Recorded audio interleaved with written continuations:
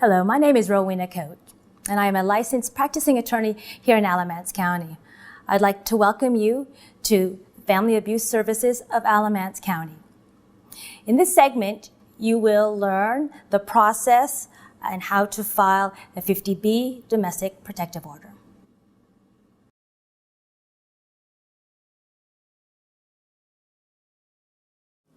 For many victims of domestic violence, the actual filing of a complaint is going to be the first significant step to moving forward. This is going to be the actual first time where they're actually going to be putting down the facts and circumstances, the acts of abuse on paper. This is an opportunity for the victim, the client, to put down what the abuser did, the assaults, the beatings, the derogatory words.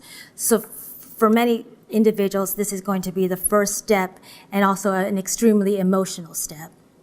This is why the complaint should be specific and simple. This is your opportunity to tell the court, to present to the court what happened to you, what you suffered, and why you fear this person. Your complaint needs to be able to tell the court the events of the domestic violence from the recent occurrence, and of course those that occurred in the past. Try to remember the specific days, times the occurrence happened. Try to specifically describe what happened in specific and simple terms. I once read a complaint that one of my clients filed initially. It stated, "Yesterday he hit me and caused me to be bruised, and as a result I am fearful." I suggested to the young lady that we revise it and that we state the specific date, time, and place where it happened, which part of the body he hit you, how he hit you, where he left the marks, and if he left any marks, and how many times he hit you. So one sentence in this complaint turned into, on March 3rd, 2013, the defendant and plaintiff were at the plaintiff's house located at 112 West Elm Street. The plaintiff wanted the defendant to leave. The defendant refused. The defendant screamed and called the plaintiff obscene names. The defendant grabbed the plaintiff's hair and started to punch her in her face and about her body. The defendant punched the plaintiff extremely hard and left black and blue bruises on her face and side of her body.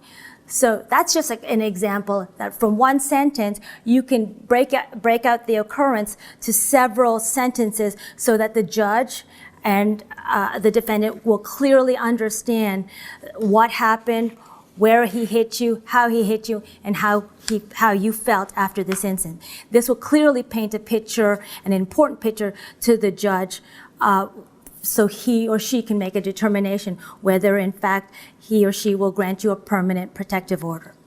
In the complaint, the domestic violence complaint, make sure to always read the question and check the appropriate boxes. I always encourage my clients to make sure that each appropriate box is checked. Don't just check one box because you think that you won't receive the type of relief. Make sure that you go through, read it carefully, and say, yes, I want custody of my children. Yes, I want possession of the car. Make sure that you are telling the judge, these are all the items that I want. These are all the items that I am entitled to, the types of relief that I'm entitled to.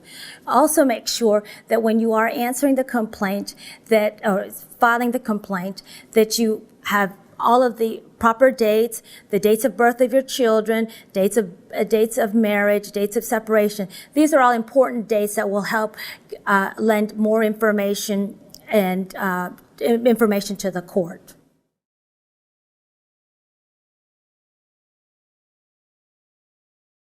Welcome to Family Abuse Services. Today we're going to talk about what electronic filing, aka e-filing, is, who can file, and the process of e-filing.